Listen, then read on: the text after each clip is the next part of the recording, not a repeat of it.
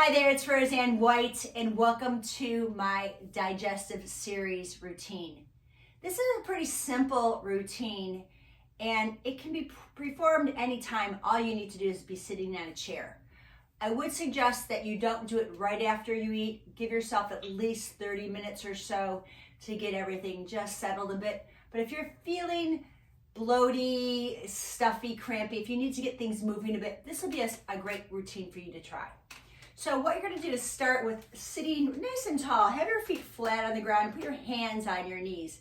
And this way you're just letting your spine lengthen up, crown of the head to the sky. We want to just open everything up. Posture is very important here. When you're rounded over too much, it's gonna just cause a lot of pressure here. We will do flexion in this routine, but just to start, I want you to sit nice and tall. But there'll be about 10 moves we'll be doing, and the first one is just breathing. So what I like you to do is take your hands on your belly and breathe into your belly. Take a big inhale through your nose, exhale through your mouth, and try to feel your belly expanding on the inhale, and then exhale. Now, as you do that, exhale, scoop the belly up on your exhale, inhale, and just press it down. So you're pushing your hands into your belly. Scoop it up and down. Inhale, scoop. Exhale, and press. We'll do that a few more times. Scooping and gently pressing. And again. Last time. Breathing in through the nose is mostly helpful, so you can breathe out through the mouth. Now we'll do what's called circular cat-cow. You'll tuck the tailbone, nod the chin, and pull the belly in. And then you're gonna push the belly out and arch the back. Feel that in your back. Belly pulls in and then pushes out. Your pelvis is tilting. You might be familiar with the term pelvic tilt, right? Where we're just rolling on the back of the sitting bones and the front of the sitting bones. Once you've got the flexion and extension, we're gonna go side to side. Literally, I'm shifting my hip, maybe my shoulder and my head. Okay, get a little side to side here. My nose follows over to one side and then the other side. So you can feel weight on one foot, one sit bone, and then the other. Now we've found all 4 points, and now we're gonna go into that circular cat-cow. So sit tall to inhale. We're gonna exhale, pull belly back, shift to your left, shift forward, shift to your right and back. So it's a full inhale coming forward, exhale back. We'll do this about 3 to 5 times in one direction. Make sure your breath is audible. One more in that direction. Pause at the back, and then let's shift to the right, forward and left. And it doesn't really matter which way you choose first for this particular circular cat-cow. You just want to feel that you're moving the pelvis, moving the belly. And do one more of these. Now our third part of the sequence is called seated rotation, and we're going to be sawing. So your arms are out to the side. When you rotate to your right, you're going to reach the left hand forward and tuck the chin and compress into the right side. Restack your spine, come back to center. You're gonna rotate your head, shoulders, and torso. Reach the right hand forward, the left hand back. My right thumb is up, my left thumb is down, and my ear is right in line with my bicep. I'm compressing into the left side. And then I restack and back. And I'll do that a little quicker now. Inhale, lengthen, sit up tall. Exhale, rotate. Inhale to come back to center, and exhale. Feet stay flat, hips stay still. It's just a rotation from head to hips. And exhale. Stack up. This is number 3. And exhale. Restack up and exhale. We're gonna do this 4 more times to really get the benefit of this compression into the right side. That's the ascending colon, the left side, the descending colon. Nice and tall, and then rotate and flex. Inhale, and exhale. We've got 2 more. It's a nice stretch in the upper back too. And rotate. Here's your last one. Big stretch over. Remember, my hands are flat, and then one thumb up, one thumb down, and back. Great. So from here, we're going to go into more of a march. Okay, so what I'd like you to just put your hands at your side, and you're going to bring right knee up, left knee up. It doesn't have to come very far up because I don't want your pelvis to tilt. What I want you to do, and you might even take your hands right at your hip bones and slide them in about an inch or two. I want you to feel how you're compressing your thigh bone up into the hip socket. So we first start with these marches, okay? So this is our 4th move of just the alternating knee marches, and we're gonna add compression into that next. So just a few more. Again, it doesn't have to be high. It's more about you keeping lengthened and feel the compression. Now, I'm gonna add on to this. You will roll back, there'll be a tilt. You're gonna go ahead and interlace either behind the thigh. I kind of like that if you have knee problems, and squeeze your thigh all the way to your chest and release. And then you're gonna take the other side. I'll do this a few times and decide where my range is. If you can, take your hands on your shin. You're gonna roll back and bring that knee to the chest. Come back. Make sure you're sitting more to the front of the seat so you have room to roll back. And then back on the sitting bones. Exhale. I'm not taking the knee out to the side. I'm trying to take it right in toward the chest. We'll do this 2 more times. Again, ascending colon. I'm compressing into the descending colon. This next time we're going to hold a little bit more. So let's just kind of hold it in.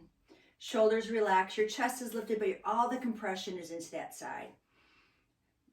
So when we release from this, we'll just allow more blood flow into that area. But right now we're just compressing it and kind of restricting flow of blood. But keep breathing.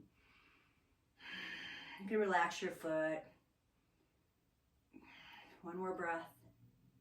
And then release. You're going to feel that. It should feel pretty good to let go of that. Take a breath in. Again, it could be, hands could be underneath the knee if you have any knee restrictions, or over the shin. Shoulders down. Heart is lifted. You're kind of rolled back into the back of your sitting bone. Big breaths in and out. Emphasizing the exhale so you can feel that squeeze, especially on the left side.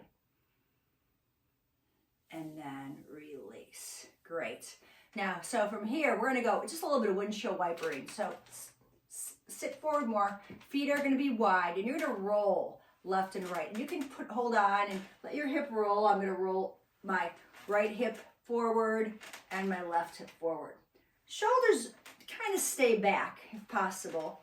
We want to get the rotation into the hips, into the waist, the thigh, and get some blood flowing. Get that knee down. We compressed it. Now we're releasing.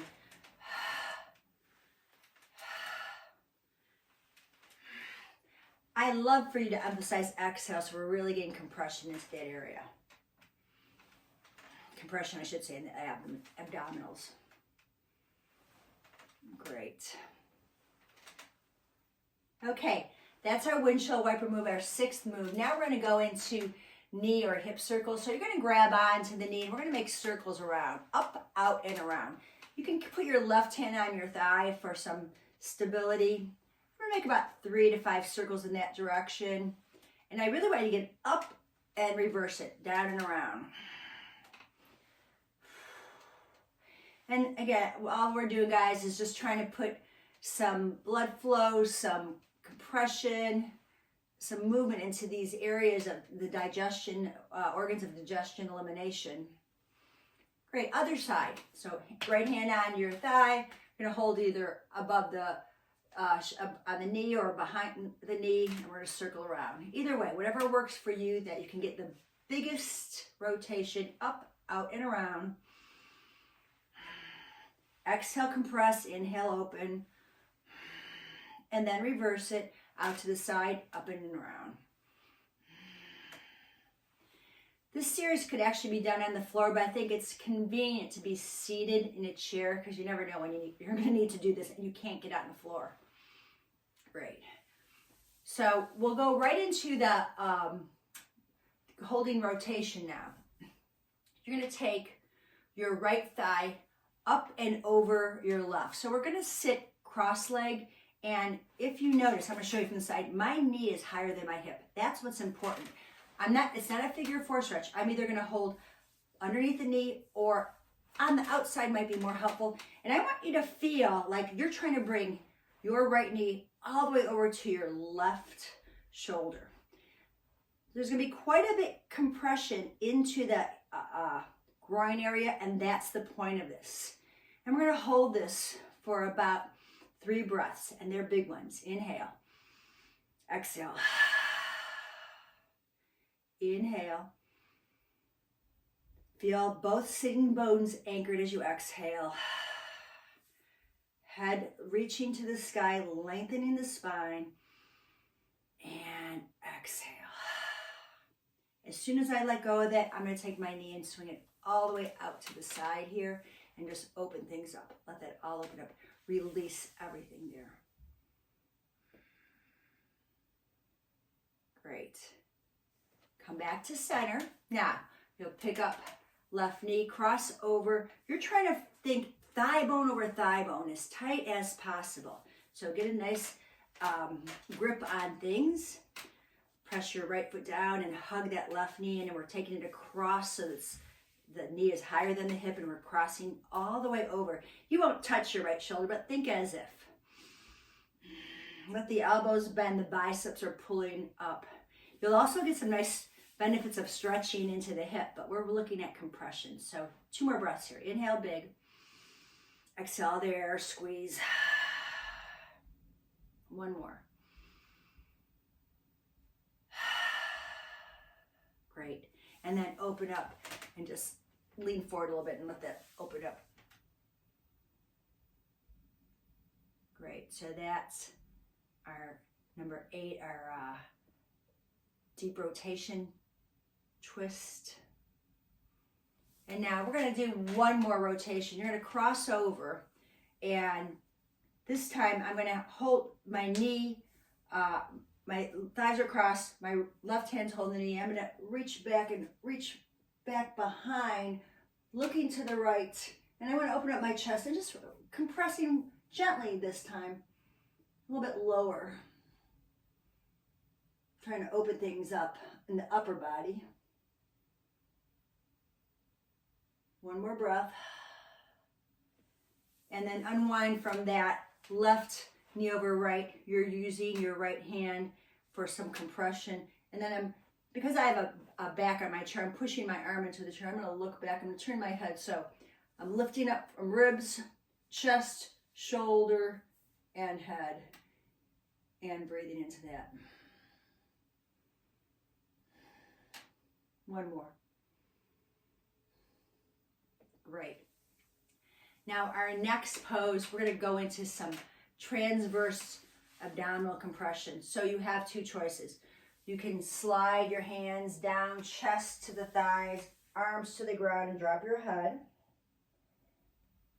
Probably an easier choice. The second choice you have is to sit forward and bring your knees up and hold on. Hug knees to chest. So either option is good for you, whatever feels most successful for you, that you can squeeze across the belly. So it's called transverse compression.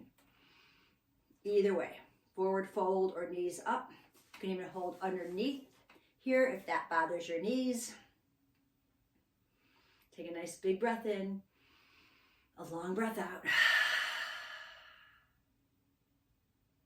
And then you'll release your feet carefully, or you'll roll up nice and slow and take a counter pose. Hands go behind and roll your hips forward and push your chest forward. Let your eyes, not your chin, let your eyes gaze up and open up, because we just compressed that area. Now we're trying to open up.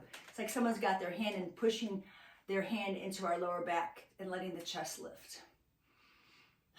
Open up through that compression. Open up through the chest. And that That's it. That's the digestive series. I hope it's helpful for you. If you have any questions about any of these movements, please feel free to email me, Roseanne at livefit.com. Or you can text me if you've got my phone number. It's 602-717-4771. I'm happy to help you out with any problems that you would have in this series. And I'll also have the sequence in the description below this video. So thank you so much for joining me. Make sure you do this series anytime you're feeling a little congested, a little bloaty, or you need things to move. Have an excellent day. Bye for now.